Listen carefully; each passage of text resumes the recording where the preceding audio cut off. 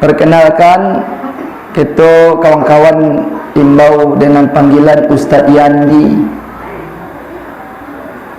Awak adik dari Dr. Sopyan Hadi. Kami sama-sama dari kampung di Sudik Bukit Jalan Putogo. Kami dulu baraja di Surau Lapuk sama Soburu masih di kini Surau Pulah Langang. Kecik Buya Hamka dalam bukunya Robohnya Surau Kami. Kajian kita pada malam kini, kajian kitab dengan judul Aqidatul Islamiyah yang ditulis oleh Sayyid Sabiq, guru besar Universitas Al-Azhar Kairo di Mesir. Buku ditulis tahun 70 ampe. Ambo ulang baca majalah kamari. Ambo sampaikan binafsih untuk diri ambo sendiri dan kita semua yang mendengarkan. Apa judulnya tadi? Aqidatul Islamiyah. Ibu bapak ma'asyiral muslimin yang dirahmati Allah, semakin hari semakin dalam umat Islam semakin terpuruk dalam ketertinggalan.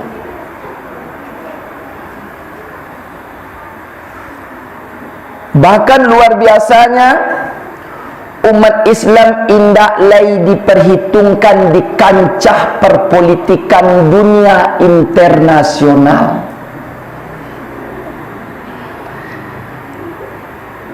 Puncak marginalisasinya adalah ketika tahun 1920 ampe, sejak diruntuhkannya pemerintahan Islam di Turki Utsmani. Satu pemerintahan yang representatif yang dipimpin langsung pertama kali oleh baginda Rasulullah sallallahu alaihi wasallam, berpusat di Madinatul Munawwarah setelah diusir dari Mekah, dibunuh malam tu dalam kasus hijrah.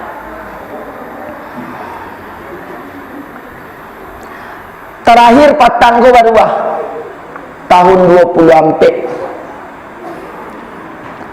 dihancurkan oleh seorang Zionis Israel yang didesain sajak ketek bernama Kemal Atatürk, yang sampai detik kini kuburannya kalau awak masuk ke dalam ruangan museum itu harus memakai baju khusus karena kecik petugas keluar baun busuk yang busuknya laki sampai ke badan sampai kini. Detik ini menghancurkan Islam, detik itu pula diharamkan memakai bahasa Arab saja itu. Indak boleh lagi, harus pakai bahasa Latin ABCD.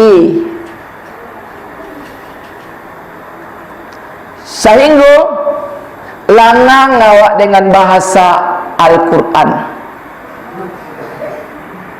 Dan pada akhirnya negara-negara Islam hasil bumi dan kekayaannya dieksploitasi. Umat Islam menjadi kuli di negerinya sendiri.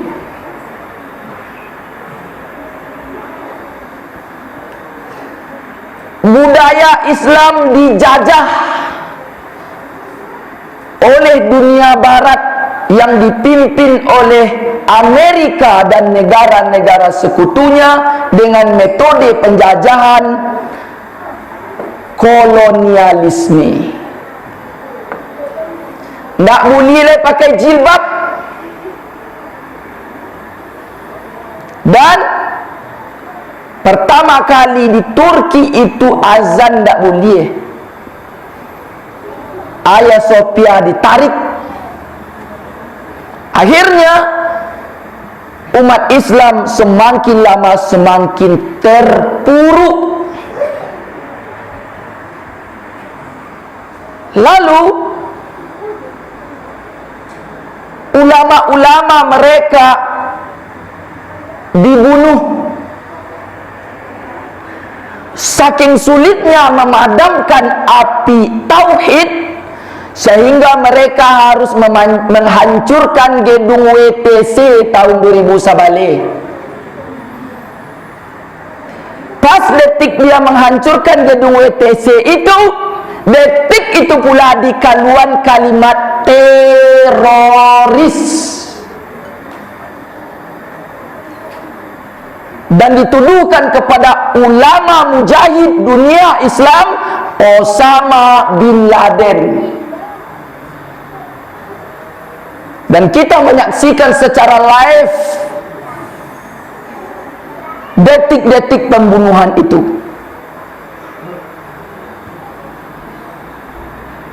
Sampai akhirnya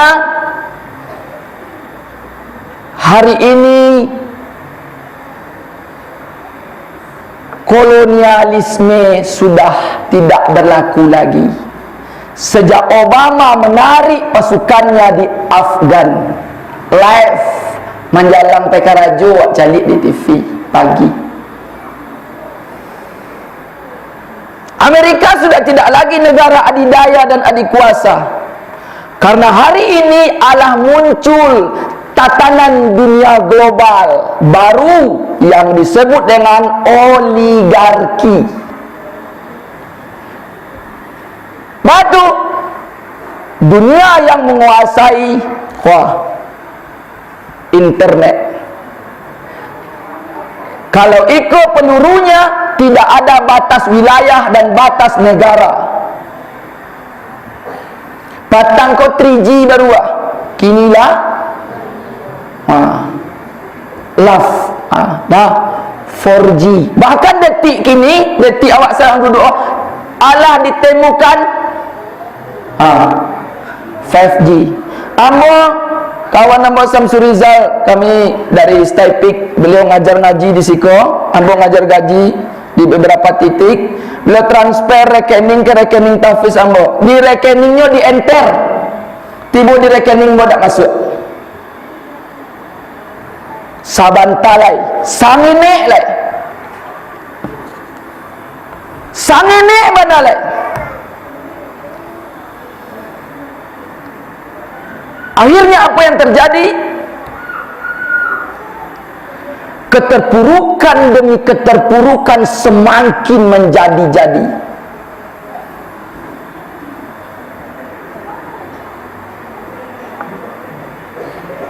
Tapi ibu kecek Sayyid Sabiq dalam kitab beliau tu Aqidatul Islamiyah, Islam tidak bisa diintervensi oleh negara manapun,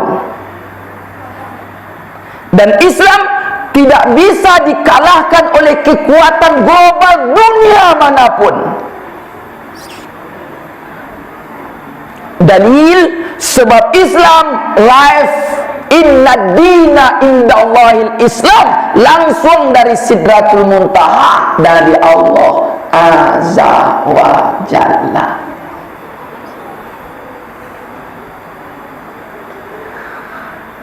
Lalu pertanyaannya, kok semakin lama umat Islam kok semakin karam, aspirasi dan inspirasinya lain tak didangalai. Penyebabnya kata beliau adalah akidahnya rapuh. Mahwa akidah akada yuakidu, akad yakinnya kepada Allah tu indak lai. Ya tuah, agama ko hanya di bibir senyo, lipstick. Hanya ada dalam kata sambutan-sambutan saja. Sehingga akhirnya umat Islam hari ini semakin hari semakin parah. Kecek beliau, Tuhan orang di akhir zaman ko indah Allah lai. Sia Tuhan orang di akhir zaman ko dukun. Ambo garin sampai kini lah 6 tahun. Kecek jamaah ambo, Ustaz, ya bu, minta ayi mas haji. Kasihannya minta kamu. Bara buah bu, kecek ambo. Bara buah? Hah? Nya tuh. Nama Jawa tu nama minta. 7. Kecik ambo ke ibu tadi tak bisa 8 kecik ambo. Enggak kecik leo. Ni harus 7 lo mas hajinya. Adi siku mengkok kakaram awak. Mau kecik yang ke ibu tadi. Kamarilah ibu sebentar. Ada yang ingin Ustaz sampaikan. Tu Ustaz. Aku anak ibu. Ibu ni mantan samba mangkok pai kuliah. Kalau ibu hantar samba, anak jadi anak ibu. Maka wajib ibu Ustaz menyampaikan. Satu dosa ni ndak ada ampunannya incainya kecil orang kampung ambo.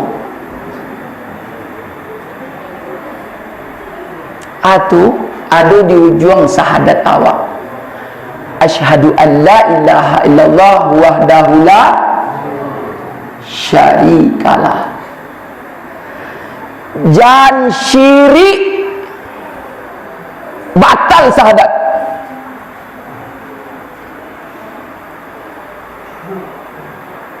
Di akhir zaman kau Tuhan orang indah Allah lain. Sia Tuhan orang di akhir zaman kau kafir.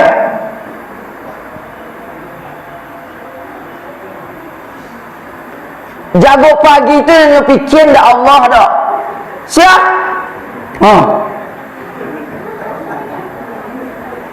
Tanda tangan ni kau pak perai beko. Tak keluar sertifikasi.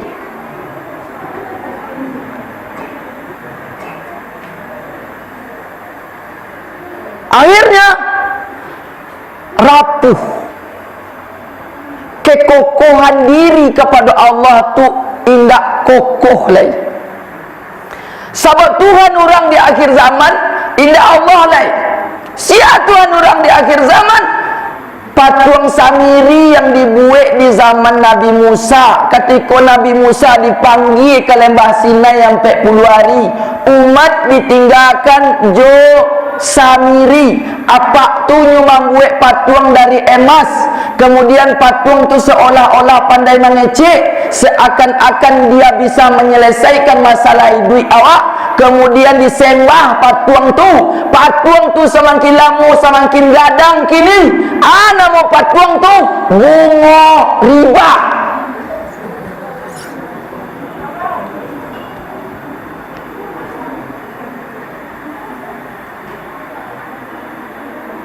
Di sini ni duit ko karam, bukan dek corona, bukan. Kata beliau, karena akidah gantungan awak indah Allahu waliyul ladina amanu lai. Gantungan orang-orang yang beriman tu indah Allah lai. Sia gantungan orang-orang yang beriman ku patung-patung berhala-berhala yang hidup di sekelilingnya, seolah-olah dia pandai menyelesaikan masalah hidup awak.